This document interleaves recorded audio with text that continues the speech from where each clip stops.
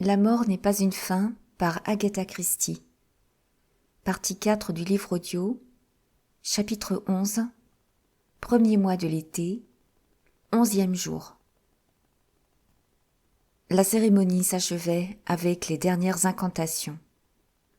Avant que la porte de la chambre funéraire ne soit scellée à tout jamais, Montou, le divin père du temple d'Hathor, se saisit du balai d'étoupe pour prononcer les formules rituelles et faire disparaître les dernières traces qu'auraient pu laisser les mauvais esprits. Puis le tombeau lui-même fut scellé à son tour, et tout ce qui restait du travail des embaumeurs, pots emplis de natron, sel, lambeaux de toile qui avaient été en contact avec le cadavre, fut placé dans une petite chambre voisine hermétiquement close. Imhotep s'ébroua et respira profondément. Son visage perdit la mine de circonstance qu'il avait affichée pendant les funérailles. Tout avait été fait dans les règles. Nofret avait été enseveli dans le respect des rites, sans regarder à la dépense, bien qu'Imhotep trouvât les frais passablement exagérés. Il échangea quelques mots aimables avec les prêtres qui, leur rôle terminé, redevenaient des hommes comme les autres. Tout le monde redescendit vers la maison où la collation de rigueur attendait. Imhotep parlait avec le divin père des récents changements politiques. La puissance de Thèbes s'était rapidement accrue et il n'était pas impossible que l'Égypte fût bientôt réunifiée. L'âge d'or des bâtisseurs de pyramides pourrait même revenir. Montou fit l'éloge du roi Néphébéré. Un grand soldat en même temps qu'un homme pieux. Les gens du Nord, corrompus et froussards, ne lui résisteraient pas. Oui, une Égypte unie, voilà ce qu'il fallait. Et Thèbes ne pourrait qu'en tirer avantage. Ainsi les hommes allaient-ils, devisant de l'avenir. Renisambe, elle, se retourna vers la falaise où était la chambre funéraire définitivement close. « Voilà, tout est fini », murmura-t-elle. Elle se sentit gagnée par le soulagement. De quoi avait-elle eu si peur? Avait-elle redouté que surgisse un incident de dernière minute? Une accusation? Tout s'était passé dans l'harmonie qui convenait. Nofret était enseveli dans les règles. Le rite avait été respecté. Oui, tout était fini. Je l'espère, Renisambe. Oh oui, je l'espère, gémit Éneth à voix basse. Renisambe tourna la tête. Que veux-tu dire, Éneth? Les yeux d'Éneth fuirent son regard. Simplement que j'espère que tout ceci est bel et bien la fin. Parce qu'il arrive parfois que ce qu'on prend pour la fin n'est en réalité qu'un début. Et cela, ce serait terrible. Mais de quoi parles-tu donc, Éneth? Lança Renisambe, agacé. Qu'es-tu encore en train d'insinuer? Je n'insinue rien, Renisambe. Jamais je ne me permettrais une chose pareille. Nofret est enseveli, tout le monde est content, tout est en ordre. Mon père t'a-t-il demandé ce que tu pensais, toi, de la mort de Nofret? Insista Renisambe. Oui, bien sûr. Il a beaucoup insisté pour que je lui dise très exactement ce que je pensais de tout ça. Et tu lui as dit quoi? Bien évidemment que c'était un accident. À part ça, qu'aurait-ce bien pu être? Tu n'imagines tout de même pas, lui ai-je dit, qu'un membre de ta famille ait pu attenter à la vie de cette fille, n'est-ce pas? Jamais il n'aurait osé, ai-je ajouté. Ils ont bien trop de respect pour toi. Qu'ils ronchonnent de temps à autre, c'est bien possible, mais ça ne va jamais plus loin. Tu peux me croire, lui ai-je encore affirmé, quand je te dis qu'il n'y a pas eu de coup fourré. Éneth eut un petit rire. Et mon père t'a cru? Éneth hocha la tête, l'air fort satisfaite d'elle-même. Que veux-tu? Ton père sait avec quel dévouement je sers ses intérêts. Il n'a jamais mis la parole de la vieille Éneth en doute. Lui, au moins, il m'apprécie à ma juste valeur, si vous ne le faites pas. Oh, mon dévouement à votre égard porte en soi sa propre récompense. Je n'en attends pas de remerciements. Tu étais également très dévoué à Nofrette, fit observer Renisambe. Je ne sais pas ce qui t'a mis cette idée en tête, Renisambe. Je n'ai fait qu'obéir aux ordres, comme tout le monde. Elle, en tout cas, te croyait à son entière dévotion. Nofrette n'était pas aussi fine mouche qu'elle se l'imaginait, ricana Ennet. C'était une orgueilleuse, qui estimait que le monde entier était à ses pieds. Eh bien, maintenant, elle va avoir à s'expliquer devant les juges de la terre souterraine, et là, son joli minois ne lui servira à rien. En tout cas, nous voilà débarrassés d'elle. Du moins, ajouta-t-elle à mi-voix, en touchant une de ses amulettes. Du moins, je l'espère.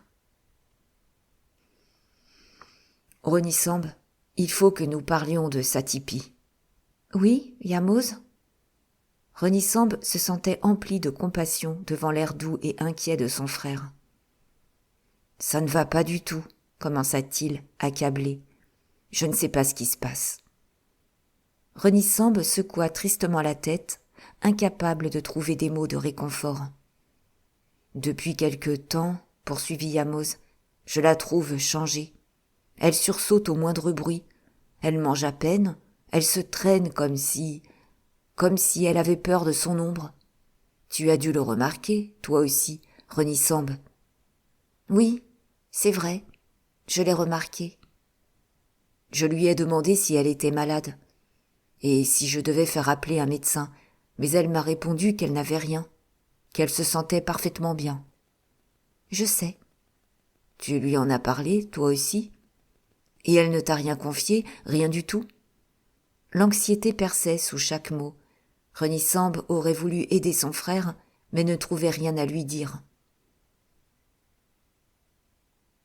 Elle assure qu'elle va tout à fait bien. Elle dort très mal, continua Yamoz. Elle fait des cauchemars et crie dans son sommeil. Je me demande si elle n'aurait pas quelque contrariété dont nous ne savons rien. Renisambe secoua la tête. Je ne vois pas d'où ça pourrait venir. Les enfants se portent à merveille. Il ne s'est rien passé ici de particulier, à part, bien entendu, la mort de Nofrette. Et ce serait quand même un comble que Sapiti en ait beaucoup de chagrin, ajouta-t-elle, non sans malice. Yamoz eut un mince sourire. Tu as raison.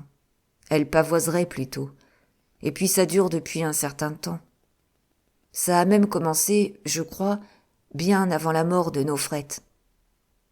Il ne semblait pas très sûr de lui, et Renisambe lui lança un coup d'œil rapide. Avant la mort de Nofrette, tu ne crois pas? Répéta-t-il. Je ne l'ai remarqué qu'après, fit lentement Renisambe. Et elle ne t'a rien confié? Tu en es bien sûr? Renisambe fit non de la tête.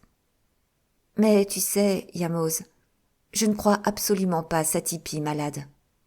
Elle me donne plutôt l'impression d'avoir peur. Peur? S'exclama Yamoz, stupéfait. Pourquoi Satipi aurait-elle peur? Et de quoi pourrait-elle bien avoir peur? Satipi a toujours été courageuse comme une lionne. Je sais bien, reconnut Renisambe, désarmé. C'est ce que nous avons toujours pensé. Mais parfois, les gens changent. C'est bizarre, tu sais. Tu ne crois pas que Kate pourrait en savoir quelque chose? Est-ce que Satipi lui en aurait parlé? Elle se serait sûrement confiée à elle plutôt qu'à moi, mais je ne crois pas qu'elle l'ait fait. Je suis même sûre du contraire. Qu'est-ce qu'en pense Kate? Kate n'a jamais d'avis sur rien. Tout ce qu'avait fait Kate, réfléchissait Renisambe, c'était de profiter du peu banal état d'abattement actuel de Satipi pour faire main basse sur les plus belles pièces de lin qu'on venait de tisser. Ce qu'elle n'aurait jamais pu se permettre si Satipi avait été dans son état normal. La maison tout entière aurait résonné des échos de l'algarade. Et c'était précisément la façon dont Satipi avait encaissé le coup sans rechigner qui avait impressionné Renisambe. Et Esa, tu lui as demandé ce qu'elle en pensait? S'enquit Renisambe. Notre grand-mère s'y connaît en ce qui concerne les femmes et leur humeur. Esa, bougonna Yamos, gêné, trouve que je devrais me féliciter du changement. Elle espère, sans trop y croire, que Satipi persévérera dans ses bonnes dispositions. Tu en as touché un mot à Ennet? Demanda encore Renisambe après un instant d'hésitation. Ennet? Yamos fit la grimace. Non, bien sûr que non. Je n'irai jamais parler de ça à Ennet. Elle se mêle déjà assez comme ça de ce qui ne la regarde pas. Père lui passe tout. À qui le dis-tu? Elle est exaspérante. Mais en même temps, eh bien, elle sait habituellement des tas de choses. Et si tu lui en parlais, toi, fit lentement Yamos, et que tu me racontais ensuite ce qu'elle t'a dit? Si tu veux. Renisambe aborda le sujet dès qu'elle se trouva seule avec Ennet. Elles se dirigeaient toutes deux vers les ateliers de tissage. À sa surprise, la question parut mettre Ennet mal à l'aise et ne déclencha pas les commérages habituels. Ennet toucha furtivement une de ses amulettes et jeta un regard par-dessus son épaule. « Ça ne me concerne pas. Absolument pas. Que les gens soient eux-mêmes ou pas, je n'ai pas à le savoir. Je m'occupe de ce qui me regarde. S'il y a de la casse, je ne veux pas y être mêlée. » De la casse? Quelle casse? Ennet lui lança un rapide coup d'œil en coin. Aucune, j'espère. Aucune en ce qui nous concerne, en tout cas. Toi et moi, Renisambe, nous n'avons rien à nous reprocher. Et c'est un grand réconfort pour moi de... Tu crois donc que Satipi... Mais qu'est-ce que tu crois au juste? Rien du tout, Renisambe. Et s'il te plaît, ne me fais pas dire ce que je ne t'ai pas dit. Je ne suis guère plus qu'une servante dans cette maison, et cela ne me donne pas le droit de donner mon avis sur ce qui ne me regarde pas. Mais si tu tiens à le savoir, je trouve qu'elle a changé en bien, et que c'est tant mieux pour tout le monde si ça continue comme ça. Maintenant, je t'en prie, laisse-moi. Je dois vérifier si on a correctement daté les pièces de lin. Ces femmes sont d'une négligence, toujours à jacasser au lieu de faire leur travail. Peu satisfaite, Renisambe la regarda s'éloigner vers l'atelier de tissage et regagna la maison à pas lents. Lorsqu'elle entra dans la chambre de Satipi, ce fut de manière si furtive que cette dernière, ne l'ayant pas entendue arriver, sursauta en poussant un cri quand elle lui posa la main sur l'épaule. « Oh, tu m'as fait peur. J'ai cru que... » « Satipi, » demanda Renisambe, « qu'est-ce qui ne va pas? Tu ne veux pas m'en parler? Yamos s'inquiète à ton sujet et... » Satipi porta la main à sa bouche et, les yeux agrandis par la peur, bégaya, visiblement affolé. « Yamos, qu'est-ce qu'il t'a dit? » « Il se fait du mauvais sang. Tu as crié des choses dans ton sommeil et... » « Renisambe !» Satipi l'attrapa par le bras. « Est-ce que j'ai dit? Qu'est-ce que j'ai dit ?» Ses yeux étaient dilatés par la terreur. « Yamos croit que... Qu'est-ce qu'il t'a raconté? » « Nous pensons tous les deux que tu es malade ou alors malheureuse. »« Malheureuse ?» répéta Satipi.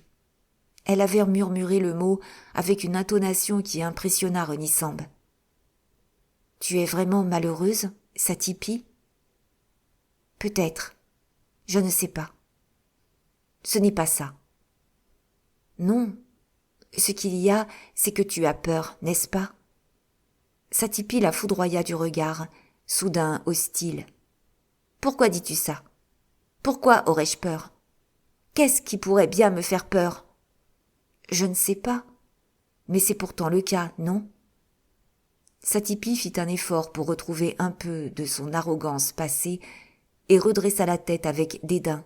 « Je n'ai peur de rien, ni de personne. Comment oses-tu suggérer une chose pareille, Renisambe ? » Et tu me feras le plaisir de ne plus parler de moi avec Yamoz.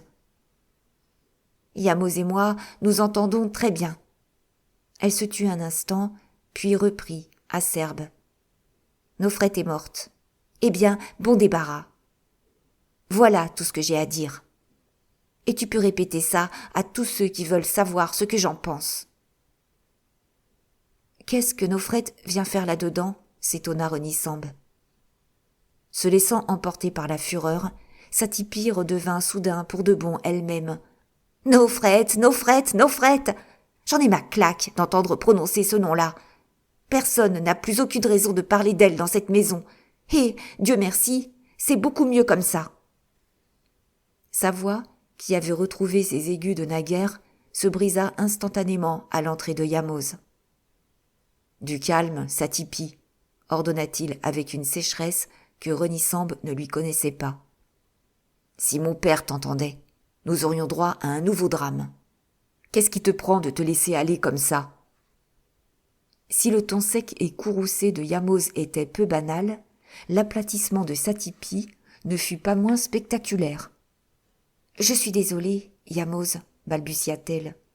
Je ne me rendais pas compte. » « Eh bien, à l'avenir, tâche de te surveiller un peu plus. Kate et toi avez fait assez de dégâts comme ça. Les femmes sont décidément impossibles. »« Je te demande pardon, » murmura de nouveau Satipi. Yamoz sortit en bombant le torse et d'un pas beaucoup plus assuré qu'à son habitude, comme si l'affirmation de son autorité l'avait soudain ragaillardi. Renisambe se dirigea lentement vers la chambre de la vieille Esa. Sa grand-mère, estimait-elle, pourrait se montrer de bons conseils. Mais Esa, qui était en train de se délecter d'une grappe de raisin, refusa de prendre l'affaire au sérieux. « Satipi, Satipi, qu'est-ce que c'est que tout ce tapage à propos de Satipi?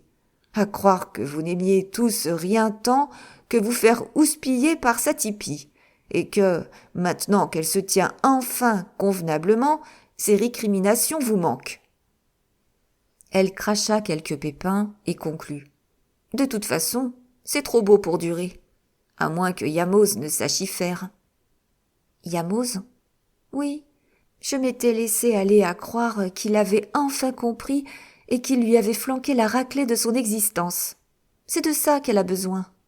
Et elle est probablement du genre à en redemander. Avec ses mines compassées et ses jérémiades, Yamoz devait l'exaspérer. »« Yamoz est adorable, » s'exclama Renisambe, indigné. « Il se met en quatre pour tout le monde, et il est doux et gentil comme une femme, pour autant que les femmes soient douces et gentilles, » ajouta-t-elle dubitative. Esa partit d'un petit rire quinteux. « Sage restriction, ma petite fille. Non, les femmes n'ont rien de gentil. Ou, si tel est parfois le cas, qu'Isis leur vienne en aide. Ceci posé, les femmes qui attendent de leur mari qu'il se montre doux et gentil ne sont pas légion. Elles préfèrent les belles brutes fortes en gueule comme Sobek. Voilà le genre d'homme qui plaît aux filles. Ou alors un joli garçon qui n'est pas froid aux yeux, comme Kameni. Pas vrai, Renisambe? En voilà un qui ne restera pas longtemps dans la cour à regarder les mouches voler. Il a d'ailleurs un goût très sûr pour ce qui est des chansons d'amour. Quoi? Hi hi hi. Renisambe se sentit devenir cramoisie. Je ne vois pas ce que tu veux dire, fit-elle dignement. Vous croyez tous que la vieille Esa ne sait rien de ce qui se passe. Oh que si. Elle posa sur Renisambe le regard de ses yeux qui n'y voyaient quasi plus. Je l'ai peut-être su avant toi, mon enfant. Ne te fâche pas, c'est la vie, Renisambe. Kay a été un bon frère pour toi, mais il mène à présent sa barque dans le champ des offrandes. Et la sœur trouvera un nouveau frère pour harponner son poisson dans le fleuve de sa vie. Non que Kameni soit forcément le bon numéro, une plume de roseau et un rouleau de papyrus sont sa marotte. C'est au demeurant un jeune homme bien fait de sa personne et qui sait à merveille choisir ses chansons. Il n'empêche que je ne suis pas sûre que ce soit un homme pour toi. Nous ne savons pas grand-chose sur son compte. C'est un homme du Nord. Imhotep en pense grand bien, mais comme j'ai toujours été convaincu qu'Imhotep était un imbécile, n'importe qui peut la voir par la flatterie. Regarde Hénet, par exemple. Tu te trompes complètement, s'offusqua Renisambe. Très bien. Admettons que je me trompe. Ton père n'est pas un imbécile. Ce n'est pas ce que je voulais dire. Je pensais à... Je sais à quoi tu pensais, petite, sourit Esa, mais tu ne connais pas le fin du fin. Tu ne sais pas la jouissance qu'il y a à avoir ses aises, comme je les ai, et à en avoir fini avec toutes ces histoires de frères et de sœurs, d'amour et de haine, et à manger une caille bien dodue ou une rousserolle des roseaux cuits à point, et puis un gâteau au miel, et puis des poireaux mijotés avec du céleri, et à faire descendre le tout avec un bon vin de Syrie, et à ne plus avoir aucun souci au monde, et à regarder de loin toute cette agitation, toutes ces peines de cœur, en sachant que rien de pareil ne peut plus vous toucher, et à voir son fils se ridiculiser avec une jolie fille, et à la voir, elle, mener tout le monde par le bout du nez, cela m'a fait rire, je t'assure. D'une certaine façon, tu sais, je l'aimais bien, cette fille. Elle avait le mal en elle, c'est vrai. Il n'y a qu'à voir la façon dont elle les a tous obligés à regarder leur mauvais profil. Sobek, réduit à l'état de baudruche, dans laquelle on a planté une épingle. Hippie, comme le gamin qu'il est. Yamoz, avec ses airs penauds de mari battu. C'est comme si elle leur avait fait regarder leur image dans l'eau. Elle les a forcés à se voir tels qu'ils sont aux yeux des autres. Mais pourquoi te haïssait-elle, toi, Renisambe? Tu peux me le dire? Elle me haïssait? Fit Renisambe, incrédule. J'ai pourtant essayé un jour de lui offrir mon amitié. Et elle a refusé? Fallait-il qu'elle te haïsse? Et pour de bon. Esa se tut un instant avant de s'enquérir d'un ton cassant. Est-ce que ce ne serait pas à cause de Kameni? Renisambe se sentit de nouveau rougir. Kameni? Comment cela? Kameni et elle venaient tous deux du Nord, réfléchit tout haut Esa. Mais c'est toi que Kameni regardait en chantant sous le portique. Renisambe coupa court. Il faut que j'aille m'occuper de Téti. Le ricanement amusé d'Esa la poursuivit tandis que les joues toujours en feu, elle traversait la cour en direction du bassin. La voix de Kameni lui parvint de sous le portique. « Je viens d'écrire une nouvelle chanson, Renisambe. Arrête-toi le temps de l'écouter. » Elle secoua la tête et pressa le pas. Son cœur battait à tout rompre et elle était folle de rage. Kameni et Nofrette et Kameni. Pourquoi avoir laissé la vieille Esa, qui n'aimait rien tant que semer la zizanie, lui fourrer des idées pareilles dans la tête? Et pourquoi le prendre mal? Et d'ailleurs, en quoi cela la concernait-il? Elle se fichait de Kameni. Elle s'en fichait éperdument. Un garçon qui ne manquait pas de toupet et dont la voix rieuse et la carrure lui rappelaient Kay. Kay. Kay. Elle répéta son nom avec insistance. Mais, cette fois, aucune image ne surgit devant ses yeux. Kay était dans un autre monde. Il était dans le champ des offrandes. Sous le portique, Kameni chantait de sa voix la plus douce. Et je dirais à Apta, « Accorde-moi ma sœur cette nuit. » Renisambe? La jeune femme contemplait le Nil et Ori dut répéter son nom par 2 fois avant qu'elle ne tourne la tête et ne s'aperçoive de sa présence. « Tu étais perdue dans tes songes, Renisambe? À quoi rêvais-tu » Sans trop savoir pourquoi, elle lui répondit sur un ton de défi. « Je pensais à Kay. » Ori la regarda en silence, puis sourit. « Je vois. » Renisambe eut la désagréable sensation qu'effectivement, il voyait. Elle s'empressa de changer de sujet. « Que se passe-t-il quand on est mort ?» Est-ce que quelqu'un le sait vraiment? Tous ces textes, tout ce qu'on écrit sur les sarcophages. C'est quelquefois tellement obscur qu'on a l'impression que cela n'a aucun sens. On sait qu'Osiris a été tué, puis que les morceaux de son corps démembré ont été réunis, qu'il porte la couronne blanche et que, grâce à lui, nous ne mourrons pas vraiment. Mais quelquefois, Ori, rien de tout cela ne paraît réel. Et puis, c'est tellement compliqué. Ori hocha doucement la tête. Que se passe-t-il quand on est mort? S'entêta Renisambe. C'est ça que je voudrais savoir. Je suis bien incapable de te le dire, Renisambe.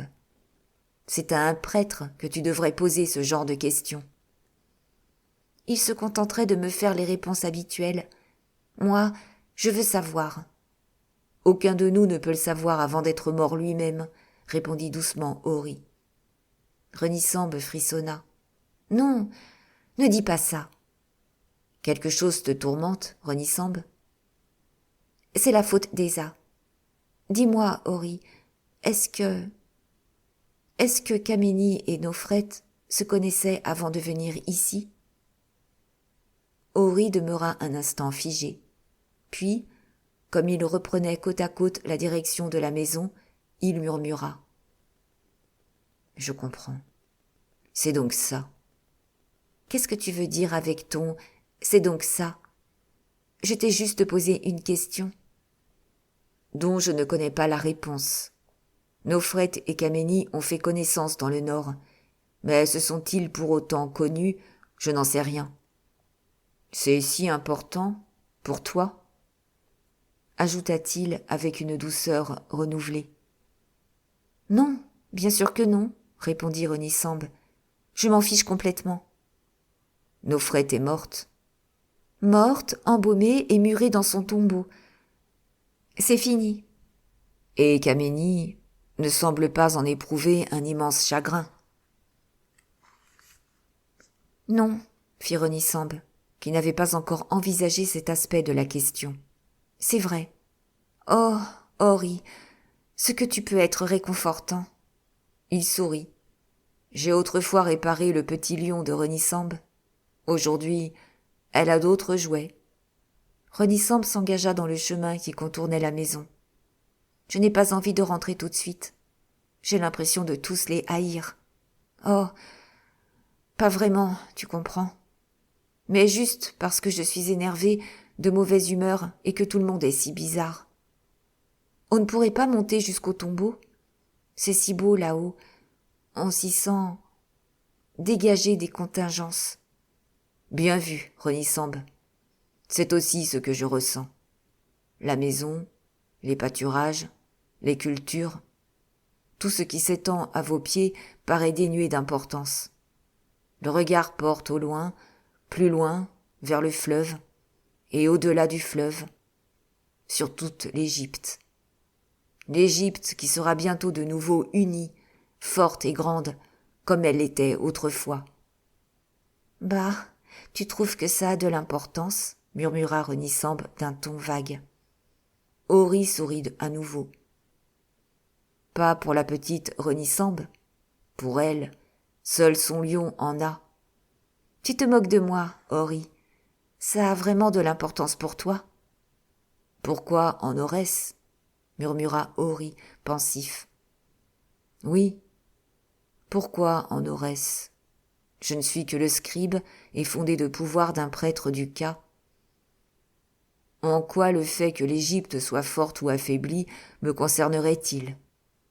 Oh, regarde! S'écria Renisambe en désignant la falaise.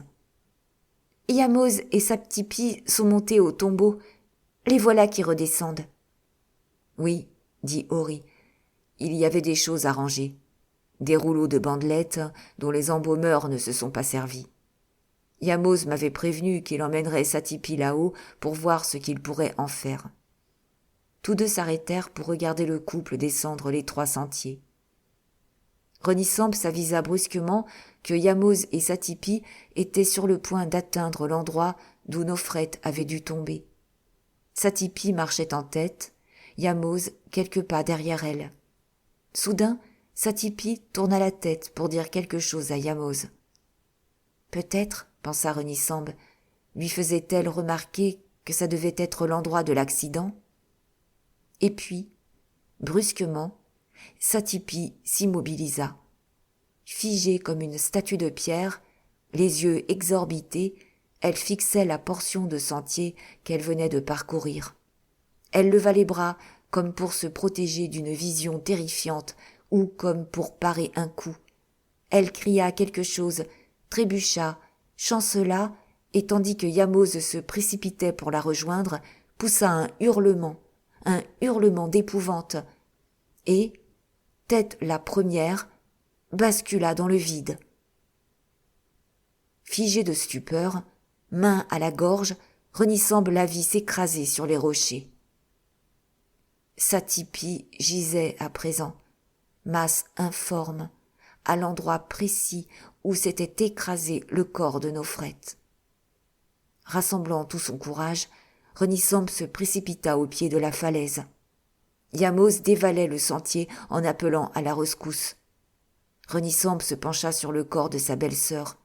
Les yeux de Satipi étaient grands ouverts, ses paupières battaient faiblement. Elle remuait les lèvres, essayait de parler. Renisambe approcha son oreille de la bouche de Satipi. L'expression de terreur qu'elle lut dans ses yeux l'épouvanta. Alors, la voix de l'agonisante s'éleva, croassement rauque. « Nofrette !» Sa tête retomba, sa mâchoire s'affaissa. Ori avait attendu Yamose. Les deux hommes s'approchèrent ensemble. Renisambe se tourna vers son frère. « Qu'est-ce qu'elle a crié, là-haut, avant de tomber ?» Yamose haletait, à peu près incapable de parler. Elle a regardé derrière moi, par-dessus mon épaule, comme si elle avait vu quelqu'un descendre le sentier, mais il n'y avait personne. Il n'y avait personne sur le sentier. Ori le confirma. Il n'y avait personne. La voix de Yamose n'était plus qu'un murmure terrifié. Et puis elle a crié. « Mais qu'est-ce qu'elle a crié ?» s'impatienta Renisambe. Elle a crié. Sa voix trembla. « Nofrette !» Chapitre 12. Premier mois de l'été, 12e jour. C'est donc ça, ce que tu voulais dire ? Plus qu'une question adressée à Ori, c'était une constatation que venait d'énoncer Renisambe. D'une voix que l'horreur rendait quasiment inaudible, elle exprima l'évidence qui s'imposait à elle. « C'est Satipi qui a tué Nofrette ?» Accroupie, menton dans les mains, sur le seuil de la petite salle creusée dans le roc à côté du tombeau, Renisambe s'abîmait dans la contemplation de la vallée qui s'étendait en contrebas. Elle songeait, comme en un rêve, à la profonde vérité des mots qu'elle avait prononcés la veille. Mais était-ce bien la veille ? Cela semblait si loin. D'où elle était, la maison tout là-bas et les silhouettes microscopiques qui s'agitaient alentour lui donnaient l'impression dérisoire de contempler l'effervescence d'une fourmilière. Seul le soleil qui brillait, majestueux et souverain, au-dessus de leur tête, seul le mince ruban argenté du Nil, dans la lumière du matin, lui paraissait immuable, éternel. Kay était mort, comme étaient mortes Nofrette et Satipi, comme elle-même et Ori le seraient un jour. Mais Ray continuait à régner dans les cieux et de naviguer la nuit sur sa barque dans le monde souterrain jusqu'à l'aube d'un jour nouveau. Et le fleuve continuerait à baigner de ses eaux l'Éléphantine et à couler, par-delà Thèbes, par-delà leur village, jusqu'à la basse Égypte, où Nofrette avait vécu, gaie et insouciante, pour se jeter dans les vastes mers. Satipi et Nofrette. Ori n'ayant ni relevé ni répondu, Renisambe poursuivit le cours de ses pensées à voix haute. Tu vois, j'aurais juré que Sobek... » Elle s'interrompit. Le type même de l'idée préconçue, fit observer Ori. Et c'était par-dessus le marché stupide de ma part, convint Renisambe. Parce qu'enfin, Hennet m'avait ce jour-là plus ou moins laissé entendre que Satipi était venue se promener par ici avant de me dire très précisément que Nofret était monté au tombeau. J'aurais dû faire le rapprochement. Il allait de soi que Satipi avait suivi Nofret, qu'elle s'était rencontrée sur le sentier, et que Satipi l'avait poussée dans le vide. Elle venait d'ailleurs de clamer à tous les échos qu'elle était le seul homme de la famille. Elle frissonna et sa voix se brisa. « Et quand je l'ai rencontrée, reprit-elle, j'aurais dû comprendre. Elle n'était plus la même. Elle était épouvantée. Elle a essayé de me convaincre de redescendre avec elle. Elle ne voulait pas que je découvre le corps de Nofret. Fallait-il que je sois aveugle pour ne pas voir la vérité? Mais j'avais si peur à propos de Sobek. »« Je sais. C'est de l'avoir vu tuer ce cobra. » Renisambe acquiesça, heureuse d'être comprise. « Oui, et puis il y a eu ce cauchemar. Pauvre Sobek, je me suis bien trompée sur son compte. Comme tu dis, menacer n'est pas tuer. Sobek a toujours aimé jouer les matamores. Mais qui n'a jamais eu froid aux yeux? Qui n'a jamais eu peur de passer à l'acte? Satipi. Et depuis son crime, quand elle n'a plus été que l'ombre d'elle-même, au point que nous en avons tous été frappés, comment avons-nous pu ne pas deviner l'origine de cette métamorphose? » Relevant la tête, elle décocha un rapide coup d'œil. « Toi, peut-être, tu avais compris la situation ?»« Depuis quelque temps déjà, » répondit Ori. « J'avais la conviction qu'en fait, la découverte de la vérité sur la mort de Nofret passait par l'étude de l'extraordinaire changement de personnalité de Satipi. La coïncidence était évidente. Il y avait un rapport entre les deux faits. »« Pourtant, tu n'as rien dit. » »« Qu'aurais-je pu dire, Renisambe? Qu'aurais-je jamais pu prouver? » »« Rien, c'est vrai. » »« Des preuves, il faut que ce soit un agglomérat de faits aussi solide qu'un mur de briques. »« N'empêche que tu m'as dit, il n'y a pas si longtemps, argumenta Renisambe, que les gens ne changent jamais vraiment. Or, te voilà maintenant en train d'admettre que Satipi avait bel et bien changé. » Ori lui sourit. « Tu devrais plaider à la cour de justice du Nome. »« Non, Renisambe, je maintiens ce que j'ai dit. Les gens restent toujours eux-mêmes. Satipi, tout comme Sobek, avait l'imprécation facile, avec cette différence qu'elle était peut-être capable, en effet, de passer de la parole aux actes. Mais je crois néanmoins qu'elle était de ces gens incapables de rien savoir des choses, tant qu'ils ne les ont pas vécues. Jusqu'à ce jour-là, elle n'avait jamais, ne fût-ce qu'un instant, expérimenté la peur. Quand la peur l'a prise à la gorge, elle n'y était pas préparée. Elle a alors appris que le vrai courage consiste à savoir affronter l'inattendu, et que ce courage-là, elle ne l'avait pas.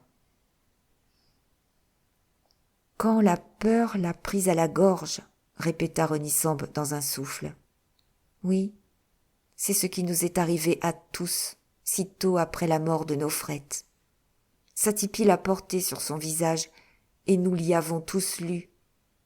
Et elle l'avait au fond des yeux quand elle est morte.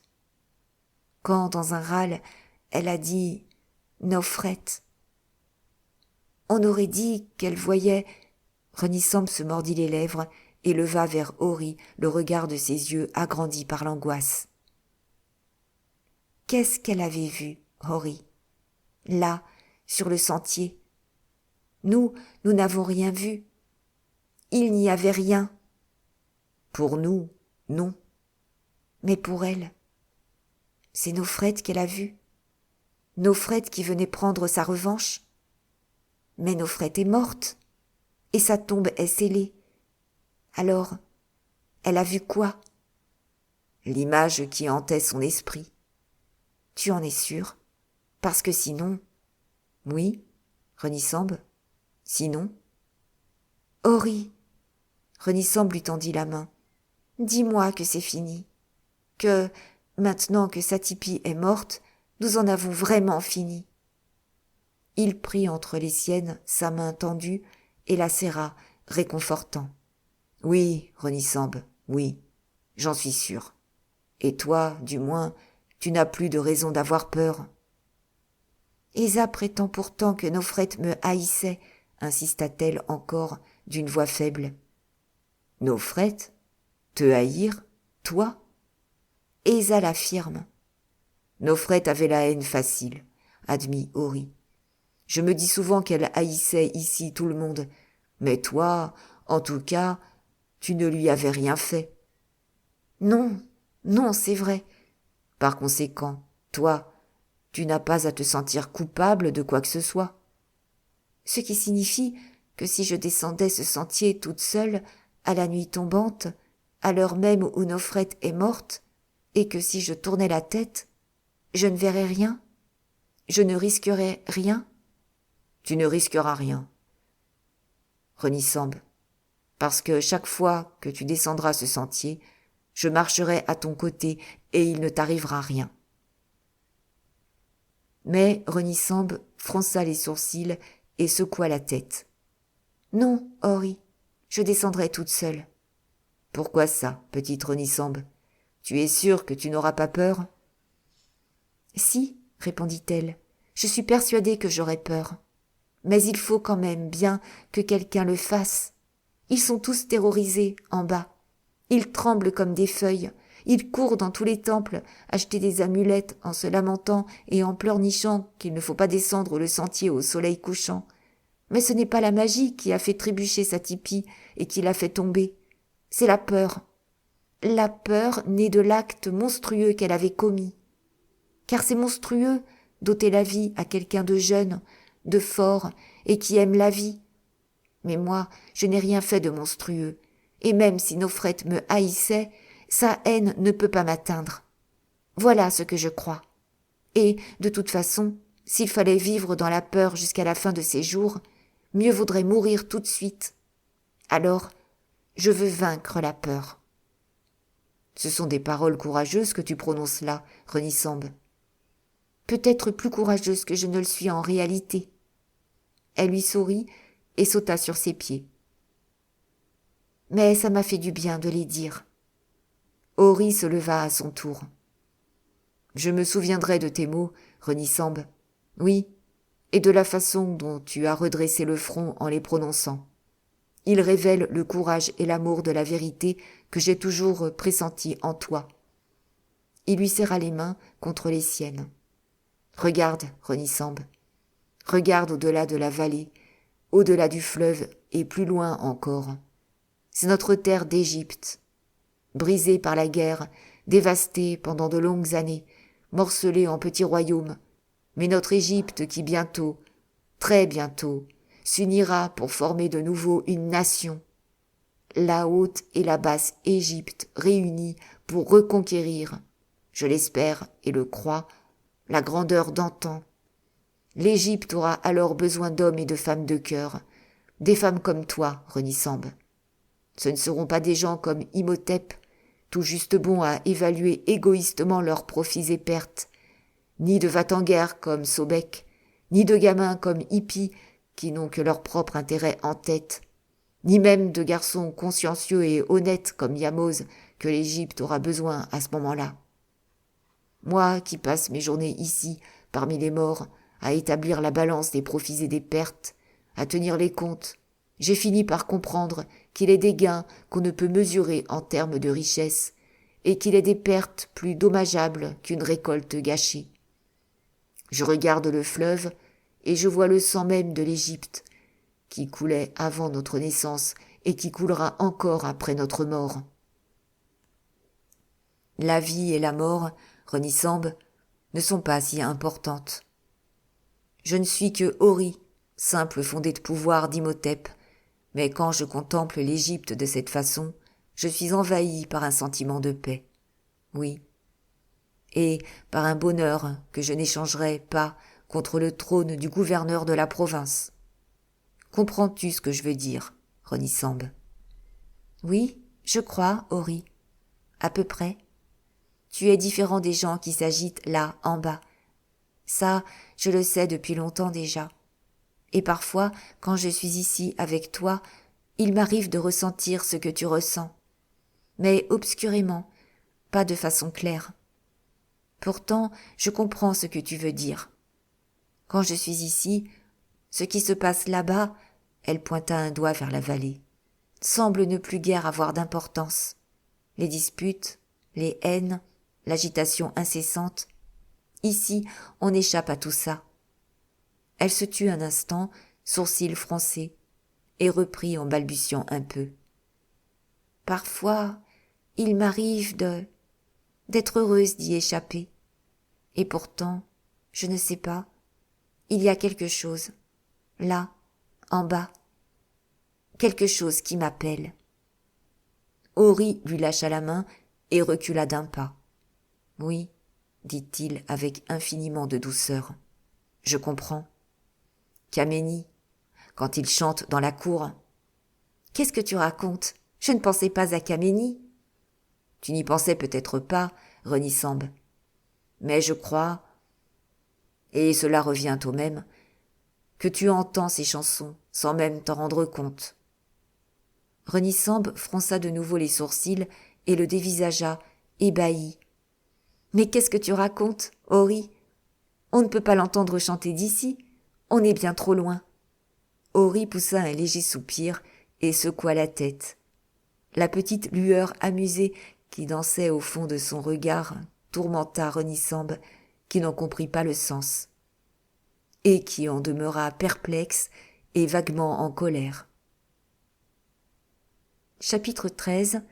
Premier mois de l'été, 23e jour.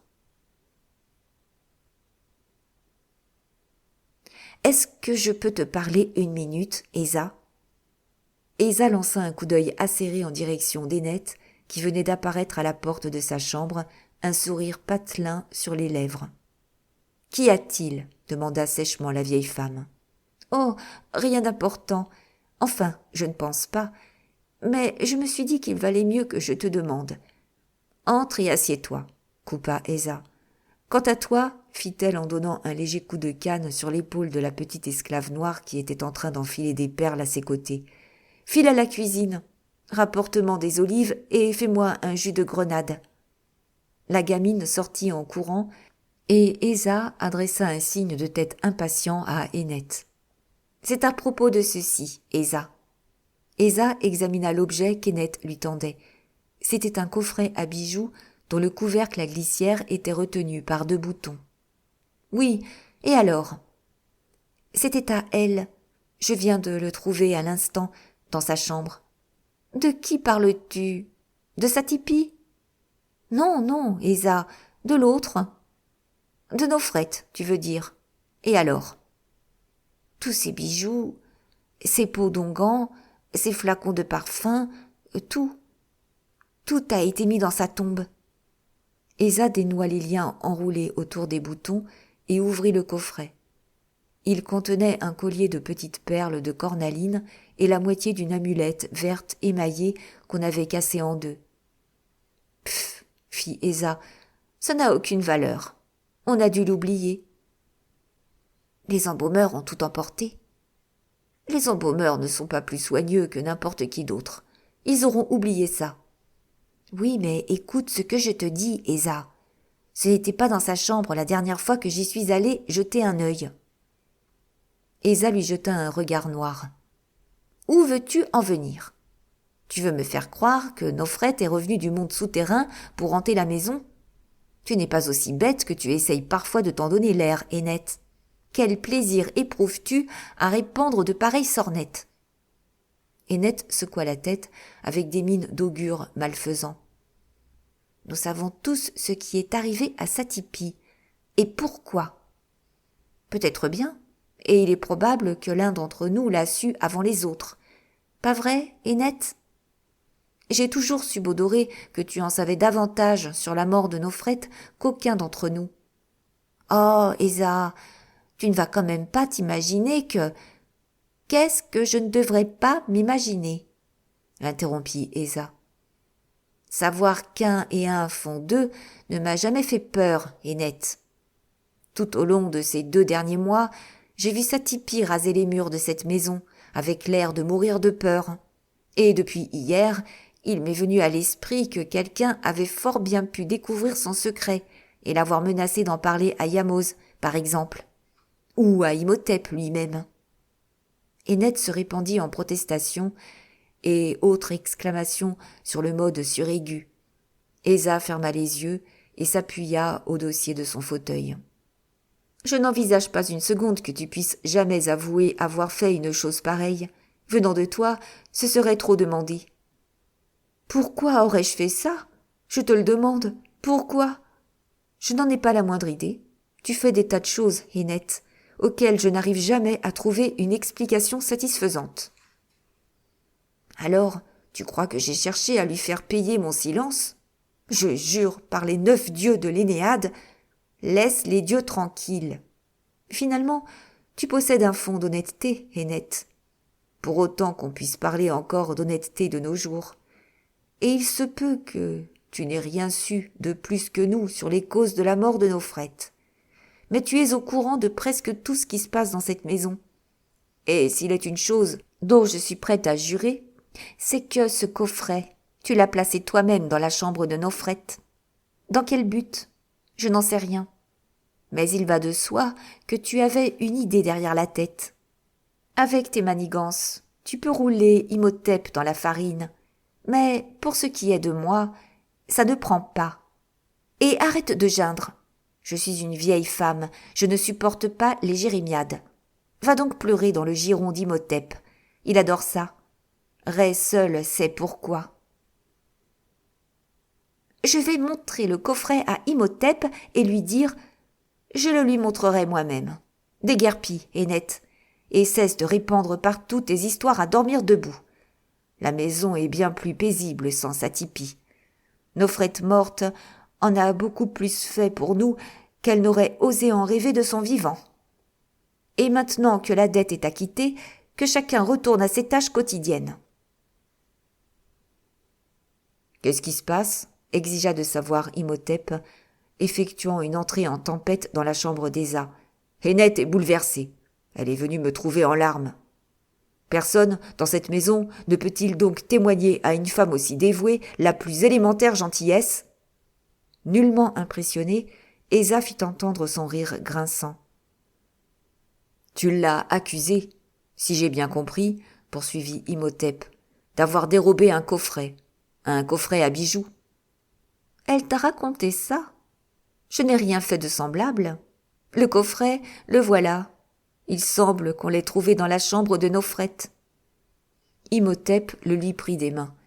Ah oui, c'est un de ceux que je lui ai offerts, fit-il en l'ouvrant. Tiens, il n'y reste plus grand-chose.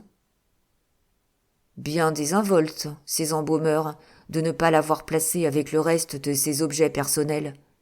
Compte tenu des tarifs pratiqués par Hippie et Montou, on serait en droit d'en attendre un peu plus. Quoi qu'il en soit, tout ceci me semble beaucoup de bruit pour rien. À qui le dis-tu? Je vais donner ce coffret à Kate. Non, à Rénisambe.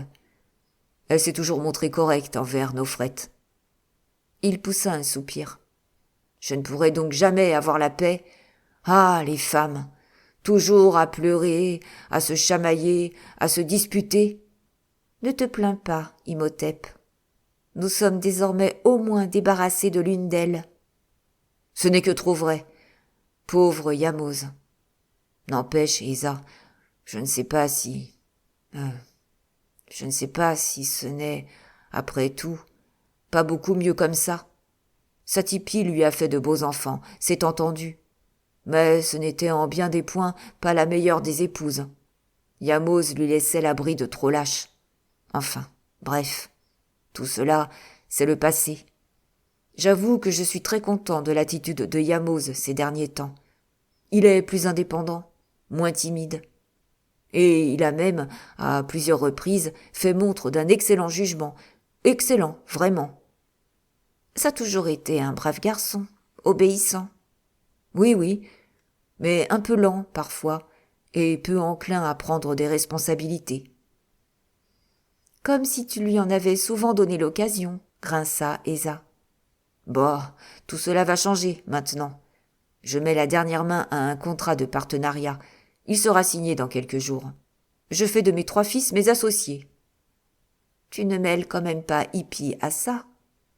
Il serait peiné de s'en voir exclure. C'est un garçon si gentil, si chaleureux. En voilà toujours un dont la lenteur n'est pas le point faible, souligna Esa. Comme tu dis. Et Sobek non plus. Lui, il m'a quelquefois déçu dans le passé, mais il a changé. Il ne va plus perdre son temps ailleurs, et il s'en remet davantage à mon avis et à celui de Yamoz. Un véritable concert de louanges, s'émerveilla Esa. Eh bien, Imhotep, permets-moi de te dire que je te crois enfin sur la bonne voie. T'opposer constamment à tes fils n'était pas de bonne politique. Mais je maintiens qu'Hippie est trop jeune pour le poste que tu lui offres. Lui assurer à son âge une situation définitive est grotesque.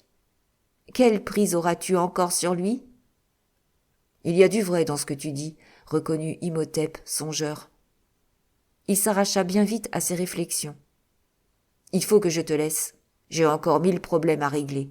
Les embaumeurs sont arrivés, et nous devons discuter de l'organisation des funérailles de Satipi. Toutes ces morts coûtent un prix fou. Tu n'as pas idée.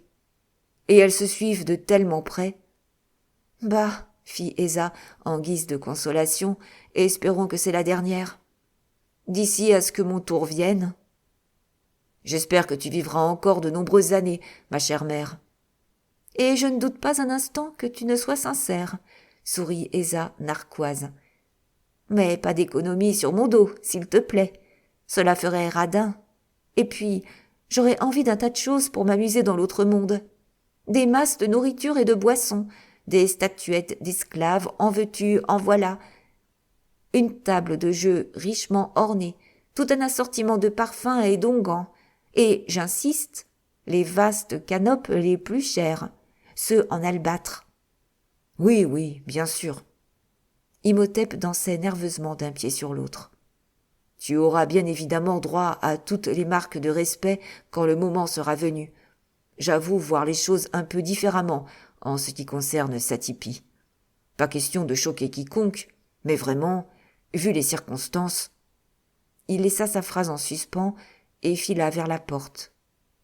Esa eut un sourire sardonique en se disant que ce « vu les circonstances » était sans doute la formule la plus audacieuse dont userait jamais Imhotep pour admettre que le mot « accident » ne suffisait pas à décrire la façon dont sa précieuse concubine avait trouvé la mort. Chapitre 14. Premier mois de l'été, 25e jour. Lorsque la famille au grand complet, le contrat d'association dûment signé, revint de la cour du nomarque, la gaieté était quasi générale. Seul Hippie, exclu de l'accord à la dernière minute en raison de son jeune âge, faisait grise mine, et il ne tarda d'ailleurs pas à quitter ostensiblement la maison. De fort bonne humeur, Imhotep envoya chercher une jarre de vin que l'on cala sur sa selle de bois érigée sous le portique. « Bois, mon fils !» déclara-t-il avec emphase en administrant à Yamoz une tape affectueuse sur l'épaule. « Oublie un moment ton veuvage, ne pensons qu'aux jours heureux qui sont devant nous. » Imhotep, Yamoz, Sobek et Ori levèrent leur coupe à l'avenir. Sur ces entrefaites, quelqu'un vint annoncer qu'un bœuf avait été volé et les 4 hommes s'en furent précipitamment tirer l'affaire au clair. Quand Yamoz regagna la cour du domaine, 1 heure plus tard, il était fatigué et avait chaud.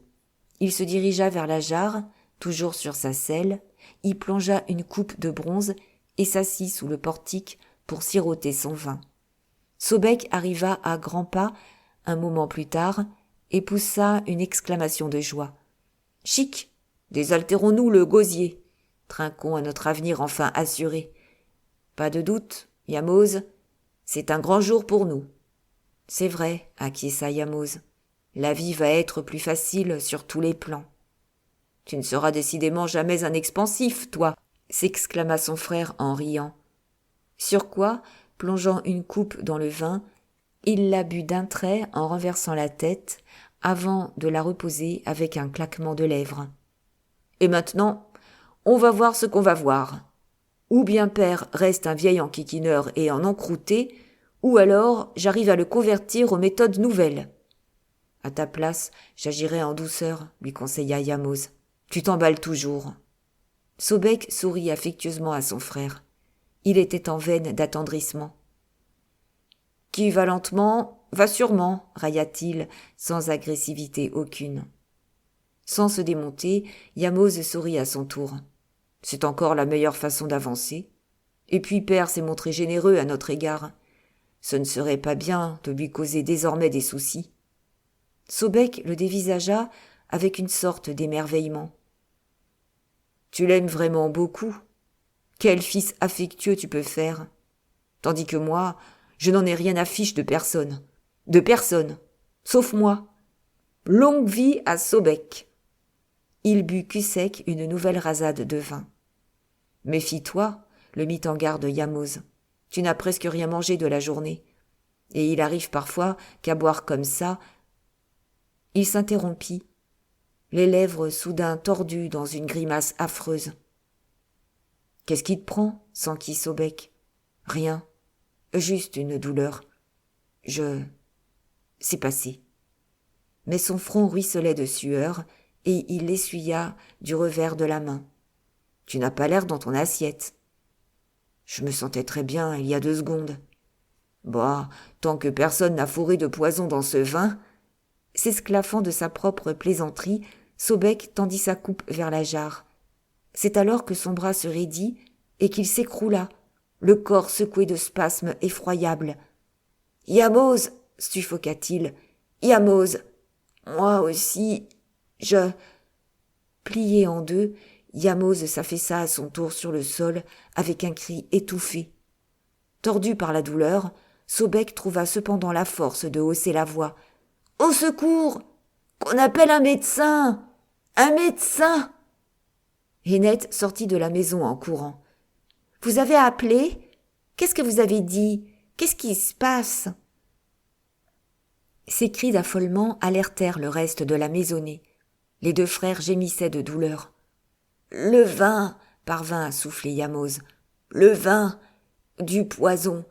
Qu'on appelle un médecin !» Hennet se répandit en hurlements suraigus. « Une nouvelle calamité s'abat sur nous ! J'avais bien dit que cette maison était maudite. Vite, ne perdez pas un instant. Courez au temple. Ramenez le divin père Mersou, qui est un médecin rempli d'expérience et de sagesse. » Imhotep arpentait de long en large la grande salle. Sa robe de meilleur lin était sale et fripée. Il ne s'était ni baigné ni changé. Il avait le visage tiré par la fatigue et la peur. Des chambres du fond montaient les lamentations des pleureuses. Contribution féminine à la conjuration du cataclysme qui venait de frapper la famille et dont les imprécations d'Hennet attisaient les ardeurs. D'une pièce voisine parvenait la voix du prêtre et médecin Mersou qui, penché sur le corps inerte de Yamoz et luttant à sa place, psalmodiait les incantations consacrées. Renisambe, qui venait de s'éclipser furtivement des quartiers du fond et qui traversait la grande salle, se sentit attiré par la magie de cette voix. Ses pas la menèrent jusqu'à la porte ouverte sur le seuil de laquelle elle se figea, baignée par les exhortations du prêtre qui lui semblait agir sur elle comme un baume apaisant. « Oh, Isis, toi dont la magie surpasse toutes les autres, délivre-moi, chasse loin de moi le mal qui m'accable, écarte de moi la malfaisance et le rouge. Couleur de la violence et des forces du mal. Fais-toi rempart contre les assauts d'un dieu, contre les attaques d'une déesse. Protège-moi d'un homme mort ou d'une femme morte, d'un ennemi mâle ou d'un ennemi femelle qui tente de m'abattre. » Un faible souffle s'échappa des lèvres de Yamoz. De tout son cœur, Renisambe joignit en silence ses prières à la supplique. « Oh, Isis, toi la plus grande des plus grandes, sauve-le, sauve mon frère Yamos. Oh, toi, dont les pouvoirs magiques demeurent insurpassés. » Des pensées lui traversaient confusément l'esprit, éveillées par les paroles mêmes de l'incantation. La malfaisance et le rouge, couleur de la violence et des forces du mal. Oui, c'est bien ça qui a fait naître la désolation sous notre toit. Oui, le rouge de la colère, le rouge de la malédiction, du mauvais sort jeté par une morte. Et, du tréfonds de son âme, jaillit une supplique directement adressée à celle qu'elle estimait responsable de tous leurs maux. Ce n'est pas Yamos qui t'a fait du mal, Nofret. Et, bien que Satipi soit sa femme, tu ne peux le tenir pour responsable de ses agissements à elle. Il n'a jamais eu le moindre pouvoir sur elle. Ni lui, ni personne. Satipi, qui t'a causé du mal, est morte à présent. Cela ne te suffit-il pas? Sobek est mort, lui aussi. Sobek, qui n'a fait que proférer des menaces et n'a jamais levé la main sur toi. Oh, Isis, fais que Yamos ne périsse pas à son tour. Sauve-le de la haine vengeresse de Nofret. Imhotep, qui continuait à faire les 100 pas d'un air égaré, leva soudain les yeux et son visage s'illumina de tendresse en découvrant la présence de sa fille. « Renisambe, viens près de moi, mon enfant. » Elle se précipita dans ses bras. « Oh, père, que disent-ils » ? Qu'il reste un espoir pour Yamos. Mais Sobek... Sa voix s'était brisée. « Pour Sobek... Tu sais ?» demanda-t-il, accablé. « Oui, bien sûr. N'as-tu pas entendu nos lamentations ?»« Il est mort au lever du jour, » fit Imhotep d'une voix éteinte. « Mon fils Sobek, si beau, si fort. » Il ne put continuer. « C'est tellement cruel, tellement injuste, » gémit Renisambe. « On n'a donc rien pu faire. » L'impossible a été tenté. Potion pour le forcer à vomir, administration de décoction des herbes les plus fortes, application d'amulettes sacrées et incantations combinatoires. Tout cela en vain. Mersou est un maître en médecine. S'il n'a pu sauver mon fils, c'est que les dieux exigeaient qu'il ne le soit pas. La voix du prêtre s'éleva encore pour moduler la supplique finale, et il sortit de la pièce en s'épongeant le front. Alors, l'interrogea Imhotep, fébrile. « Par la grâce infinie de la déesse Isis, ton fils vivra, » répondit gravement Mersou. « Il est encore faible, mais l'effet du poison est passé. L'influence maléfique est en train de décroître. » Changeant de ton, il fit observer, plus terre à terre. « Il est heureux que Yamos n'ait bu qu'une faible quantité de ce vin empoisonné, et il l'a lentement siroté, tandis qu'il semble bien que ton fils Sobek en ait avalé une grande quantité d'un trait. La différence de leur caractère apparaît tout entière dans cette seule image, gémit Imhotep. Yamos le prudent, le sage, celui qui réfléchit avant d'entreprendre, même quand il s'agit du boire et du manger. Et Sobek, toujours excessif en tout, généreux, assoiffé de tous les plaisirs de la vie et, hélas, imprudent. Puis il ajouta, cassant, « Et le vin était bel et bien empoisonné ?» Aucun doute sur ce point, Imhotep. Mes assistants ont fait ingurgiter le reste à des animaux qui, plus ou moins rapidement, sont tous morts depuis. Et moi, qui ai pourtant bu de ce même vin 1 heure plus tôt, je n'ai pas ressenti le moindre malaise. Il n'était manifestement pas encore empoisonné à ce moment-là. Le poison aura été ajouté plus tard. Imhotep frappa dans ses mains et les joignit en un geste de tragédie. « Personne, s'exclama-t-il avec emphase, aucun être vivant n'aurait osé empoisonner mes fils. Un tel crime est inimaginable. De la part d'un vivant, j'entends bien. » Mersou inclina imperceptiblement la tête et son visage se fit soudain impénétrable. « Pour en juger, Imhotep, tu es mieux placé que quiconque. » Ce dernier se gratta nerveusement derrière l'oreille. « Il y a un racontard que j'aimerais que tu entendes, » déclara-t-il abruptement. Il frappa dans ses mains et, lorsqu'un domestique se présenta en courant, lui ordonna « Amène-moi le petit berger !» Puis, revenant à Mersou, il tint à le prévenir. « C'est un gamin qui a toujours été un peu simple d'esprit. Il peine à comprendre ce qu'on lui dit et ne jouit pas de toutes ses facultés mentales. Néanmoins, il a des yeux et il sait s'en servir. Et surtout, il ne jure que par mon fils Yamoz, qui a toujours su lui montrer beaucoup de gentillesse et qui ne lui a jamais reproché ses lacunes. » Le domestique revint, traînant par la main un gamin maigrelet et à la peau boucanée par le soleil, vêtu de son seul pagne, louchant un peu, l'air ahuri. « Parle !» tonna Imhotep d'un ton sans réplique. « Répète ce que tu viens de me dire. » L'enfant baissa la tête et se mit à tripoter le lien qui retenait son vêtement à la taille. « Parle !» hurla Imhotep. Esa arrivait en clopinant, appuyé sur sa canne, et tâchant d'y voir avec ses pauvres yeux. « Tu le terrifies. Viens, Rénisambe, donne-lui ce jujube. Allez, petit, raconte-nous ce que tu as vu. » Le gamin laissa errer son regard de l'un à l'autre. Esa lui souffla sa réplique. « C'était hier, quand tu es passé devant le portail de la cour. Tu as vu, qu'est-ce que tu as vu ?» Le gamin secoua la tête en regardant de côté. « Où est mon maître Yamoz ?»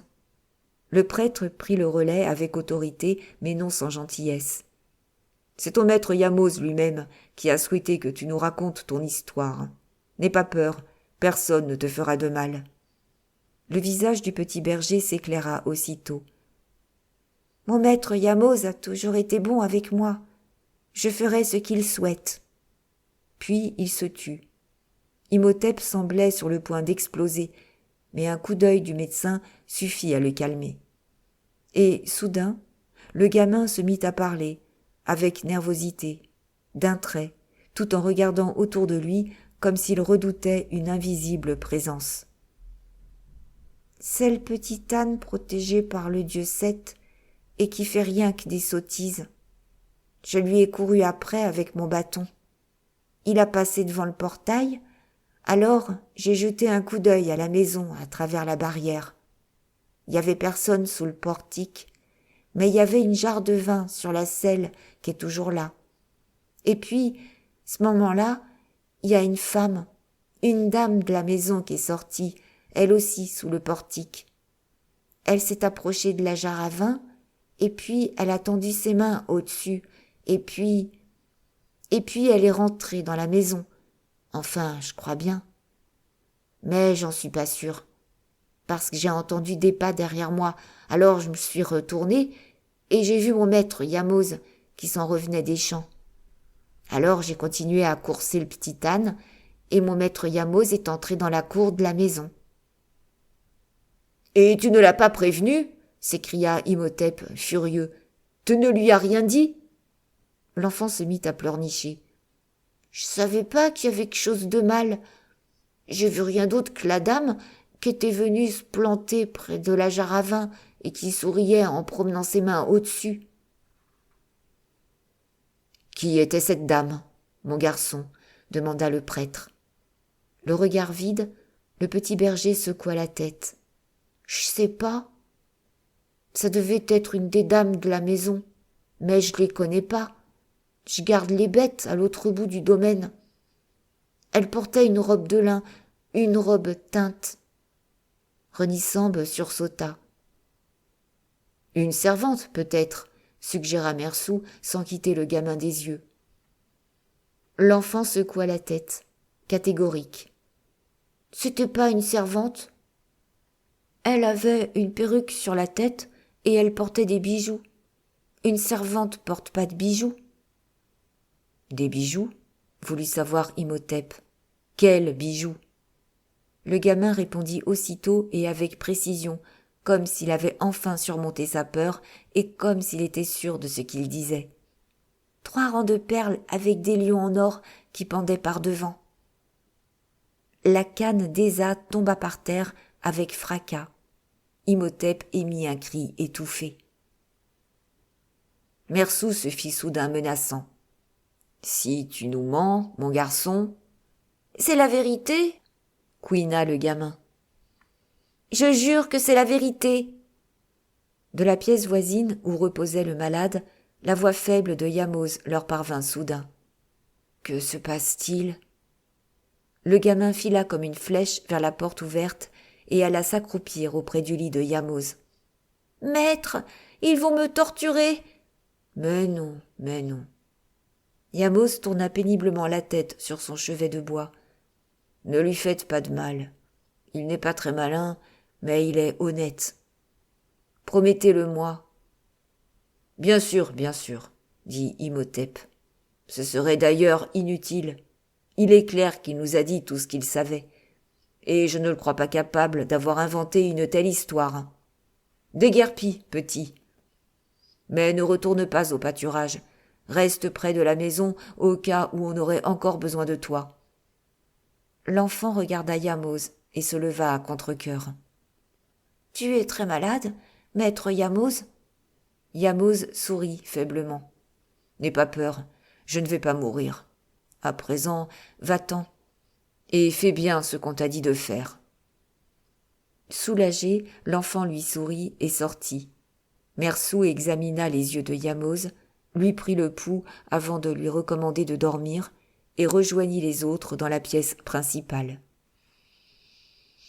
« La description de ce gamin t'a-t-elle permis de reconnaître quelqu'un ?» demanda-t-il à Imhotep. Imhotep acquiesça de la tête. Ses joues basanées avaient viré au violacé. « Seules nos frettes portaient des robes de lin teintes, » intervint Renisambe. « C'est une nouvelle mode qu'elle avait apportée des villes du Nord, mais toutes ont été ensevelies avec elle. » Quant aux 3 rangs de perles retenus par un pendentif orné de têtes de lion en or, c'est moi qui les lui ai offerts, précisa Imhotep. Il n'y en a pas de semblable dans la maison. C'est un bijou rare et coûteux. Tous ces bijoux, à l'exception d'un collier de cornaline sans valeur, ont été enfermés avec elle dans sa tombe. Il leva les bras au ciel. Pourquoi ces persécutions ? Pourquoi cette vengeance ? N'ai-je pas bien traité ma concubine ? Ne lui ai-je pas rendu les honneurs dus à son rang ? Ne l'ai-je pas fait mener au tombeau selon les rites et sans regarder à la dépense ? J'ai partagé avec elle le boire et le manger en bonne entente. Tout le monde peut en témoigner. Il n'est rien qu'elle puisse me reprocher. J'ai même davantage fait pour elle qu'il n'est légitime, puisque j'étais prêt à la favoriser au détriment des fils de mon propre sang. Alors, pourquoi revient-elle donc ainsi d'entre les morts pour me persécuter ainsi que les miens ? Tout semble indiquer, objecta Mersou d'un ton grave, que ce n'est pas à toi personnellement que la défunte en veut. Le vin, quand tu en as bu, était encore inoffensif. Qui, dans ta famille, s'en était pris à feu ta concubine ? Une autre défunte, répondit Imhotep laconique. Je vois. Tu veux parler de la femme de ton fils Yamose ? Oui. Imhotep resta un instant silencieux, puis débita tout à trac. Mais que peut-on faire, père vénéré ? Comment combattre cette malédiction ? Ah, jour funeste que celui où j'ai ramené cette femme sous mon toit. Jour funeste, en effet, répéta en écho de sa voix sombre Quête qui arrivait des quartiers des femmes. Ses yeux étaient gonflés de larmes qu'elle avait répandues et son visage sans grâce reflétait sa détermination. Sa voix, profonde et rauque, tremblait de colère. Oui, jour funeste, Imhotep, que celui où tu nous amenas, Nofret, qui allait faire périr le plus beau et le plus intelligent de tes fils. Elle a causé la mort de Satipi et la mort de mon Sobek, et Yamose ne lui a échappé que de peu. À qui le tour, maintenant ? Va-t-elle au moins épargner les enfants, elle qui avait osé frapper ma petite Anque? Des mesures doivent être prises, Imhotep. Des mesures doivent être prises, répéta Imhotep, implorant le prêtre des yeux. Ce dernier hocha la tête avec componction. Les voies et moyens sont ce qui manque le moins, Imhotep. Dès l'instant où nous sommes sûrs des faits, nous pouvons aller de l'avant. Il me vient à l'esprit ta défunte épouse, Assayette. Elle était de famille influente. Elle peut nous obtenir de solides appuis auprès des membres éminents du pays des morts, qui, à leur tour, intercéderont en ta faveur, et en regard desquels les pouvoirs de cette Nofrette ne sont rien. Il faut que nous en discutions à tête reposée. Quête eut un petit rire sans joie. Que vous reposez le crâne ne vous prennent quand même pas des lunes. Les hommes sont bien tous les mêmes, jusqu'aux prêtres qui n'échappent pas à la règle. Tout, selon eux, doit être fait dans le respect des us et des coutumes. Mais moi, je vous le dis, faites vite, très vite, avant que la mort ne revienne accomplir son œuvre sous ce toit. Ayant dit, elle tourna les talons et s'en fut. C'est une brave fille, murmura Imhotep, gêné. Une excellente mère, une épouse soumise. Mais ses manières vis-à-vis du maître de maison laissent parfois à désirer. En pareille circonstance, je ne peux que lui pardonner. Nous sommes tous bouleversés. Nous ne savons plus très bien ce que nous faisons, conclut-il en se frappant la tête du plat de la main. Et certains d'entre nous ne l'ont peut-être même jamais su, commenta Esa. Imhotep lui lança un coup d'œil exaspéré, et, comme le médecin prenait congé, il l'accompagna sous le portique afin de recevoir ses dernières instructions quant aux soins à prodiguer à Yamoz. Resté en arrière, Renisambe regarda sa grand-mère d'un air interrogateur. Esa se tenait immobile, très raide. Elle fronçait les sourcils et affichait un air si bizarre que Renisambe lui adressa la parole avec timidité. « Quelle pensée es-tu en train de remuer, grand-mère ?»« Remuer des pensées est bien l'expression qui convient, Renisambe. Il se passe dans cette maison des choses si étranges qu'il est indispensable que quelqu'un y réfléchisse enfin sérieusement. »« Des choses effroyables, » frissonna Renisambe. « Des choses qui m'épouvantent. »« Elles m'épouvantent, moi aussi, mais sans doute pas pour les mêmes raisons. » Et de son geste familier, elle donna une pichonnette à sa perruque qui était de guingois. « En tout cas, Yamoz ne va pas mourir, » murmura Renisambe. « Il va vivre. » Esa acquiesça. « Oui, parce qu'une sommité de la médecine l'a pris en main à temps. Cette chance-là, il ne l'aura peut-être pas 2 fois. Tu crois qu'une horreur pareille peut se reproduire ? Je pense que Yamoz, Hippie et toi, et pourquoi pas Quête aussi, d'ailleurs, devriez faire très attention à ce que vous buvez et mangez. Vérifiez toujours qu'un esclave l'ait goûté. Et toi, grand-mère ?» Esa eut son sourire sardonique. « Moi, Renisambe, je suis une vieille femme, et je n'aime la vie que comme le font les vieux, qui savourent chaque heure, chaque minute qu'il leur reste. Et, de vous tous, c'est moi qui ai le plus de chances d'être épargnée, parce que je serai plus prudente qu'aucun d'entre vous. Et mon père, Nofrette n'irait quand même pas s'en prendre à lui. Ton père, je n'en sais rien. Non, je n'en sais rien. Je n'y vois pas encore assez clair. Demain, quand j'aurai réfléchi à tout ça, il faudra que je reparle à ce petit berger. Il y a dans son histoire quelque chose qui me... » Elle s'interrompit, sourcils froncés. Puis, avec un soupir, elle se leva et, s'appuyant sur sa canne, claudiqua vers ses appartements. Renisambe gagna alors la chambre de son frère. Mais il dormait et elle ressortit sans bruit. Elle hésita, puis se rendit chez Quête. Arrivée sans se faire remarquer, Elle resta un instant sur le seuil à la regarder chanter une berceuse à l'un de ses enfants. Son visage avait retrouvé sa placidité habituelle, et elle paraissait si calme que Renisambe se demanda soudain si ces dernières 24 heures n'avaient pas été un cauchemar. Faisant demi-tour sans bruit, elle décida de se retirer chez elle. Sur sa table de toilette, elle aperçut alors, parmi ses cosmétiques et ses parfums, le petit coffret à bijoux qui avait appartenu à Nofrette. Elle le prit et resta un moment à le contempler. Nofrette l'avait touché, l'avait tenu dans ses mains. Il lui appartenait. Une nouvelle onde de pitié la noya tout entière, mêlée à cette étrange impression qu'elle avait depuis peu de comprendre la morte. Nofrette avait été malheureuse, avait souffert. Peut-être tenait-elle d'ailleurs cet objet dans ses mains, à l'instant précis où elle avait décidé de transformer ce malheur et cette souffrance en malveillance et en haine. Or, cette haine demeurait inassouvie, brûlait encore du désir de vengeance. Oh non, ce n'était pas possible, pas possible. Presque machinalement, Renisambe défit les boutons et repoussa le couvercle. Le collier de cornaline était toujours là, ainsi que l'amulette brisée. Mais il s'y trouvait maintenant autre chose.